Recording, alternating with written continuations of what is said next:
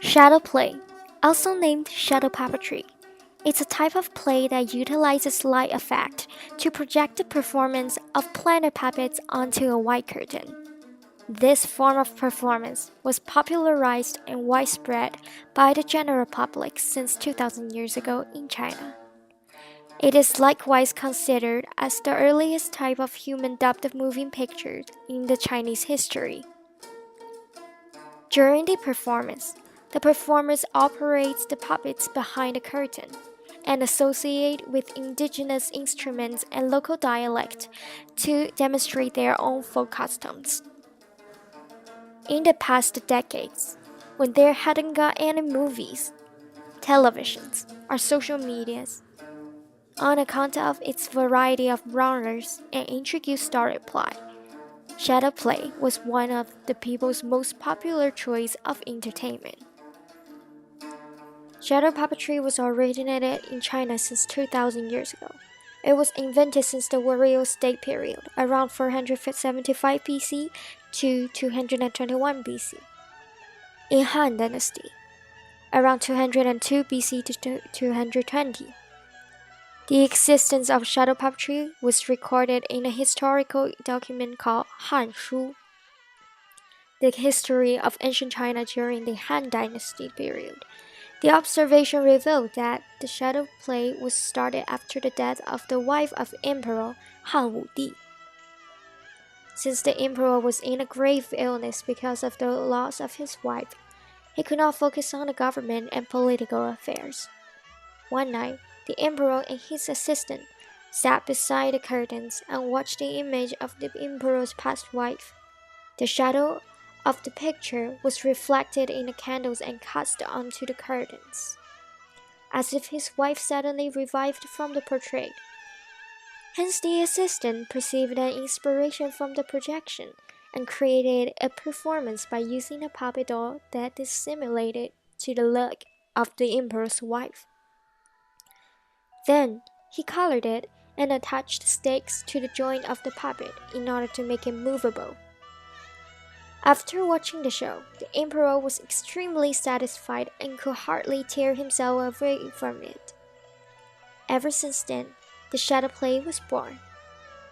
During this ancient time period, shadow puppetry spread along with the Silk Road from Shanxi to western part of China and other foreign countries.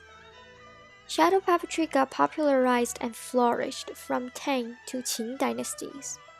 Around 1636 to 1912, especially during Qing, shadow play got popularized and flourished from Tang to Qing dynasties. Around 1636 to 1912, especially during Qing, shadow play was highly advocated by the folk artists and troops. The government even established specified shadow play theaters within the country. The quintessence of Chinese shadow puppetry substantially incarnates from the making of the puppets. It requires the puppet makers to obtain sophisticated mechanical skills due to the extraordinarily intricate crafting techniques. A talented puppeteer can make the figure appear to walk, dance, fight, nod, and laugh. The making of the puppets is processed by a complex method, from the selection of leathers to the creation of the proper leathers, from the paint, carving, coloring, and assembling. The puppet maker needs to be very careful and explicit. A masterful puppet maker usually has to train over 5 years to find out how to make the puppets. Many people assume that a shadow puppet is not simply just a puppet to play with. It's a masterpiece of art that directly develops and reflects the ritual and lifestyles of Chinese folks. 师傅，您觉得皮影制作的精髓在哪里？皮影制作这是心经，然后按这个作品，你这是从哪儿起到哪儿落到，然后这样刻，这是新经了那是呢，你这刀子刻这一刀子以后，你这转到牛皮，要有新的有杂念以后一响以后，它这是呢一呼吸啊，它这道路过去是不匀不光滑不圆润，所以这是自始至终都是要认真用心去教课。观众这个皮呢是有时呢，它是推皮走刀法，这种刀法是刻画的皮呢更细腻。你像这种像瓦丝啊，像这个，这是一个那翻浆，像这头发丝啊，这是和真头发是一样的，这么细腻。但这是在其他的地方的刻皮上，它那种刀法就刻不出来这么细的。像一些那花纹，像这么细着，这是用那更尖那个尖刀，它是一刀子一刀子这样剜出来。你40年前做皮影的时候是为了谋生，还是为了什么开始的？最早做这是好玩就是喜欢这，然后到养家糊口，再到后来是国家对这从事，加了好些噱头。现在这是，后来国家对这从事了，从事以后这包括这和手艺是那国家非物质文化遗产文化遗产所以我刻皮人这是他陕西省皮人教课衣服传承人，也是衣服大师了。对。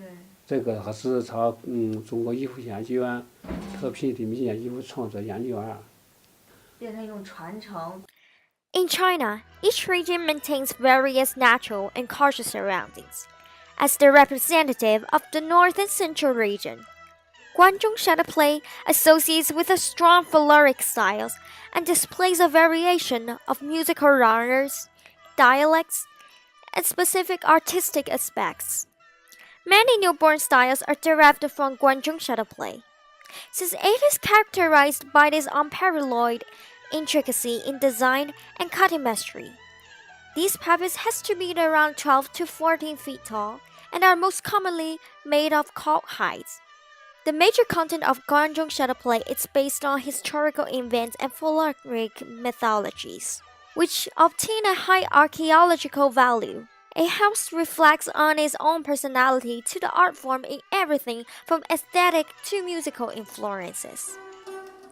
话音老腔 It's a unique native musical form that is particularly available in Guangzhou shadow play. It is well known for its uninhibited and powerful singing and instrumental style. 老腔 accompanies with 唢呐 horns, guns, clappers, and balls. These eccentric native instruments will utter a brisk but sonorous sound, which sufficiently embodies a passionate rhythm and people's brave and honest folk customs. The performers for Laoqiang are ordinary farmers. Their natural instincts on rhythm helps them to spontaneously extract the joy of life from misfortunes and suffering. After seeing the shadow play, mostly all the audience will be deeply touched by the majestic and mighty vigor the Laoqiang has brought to them.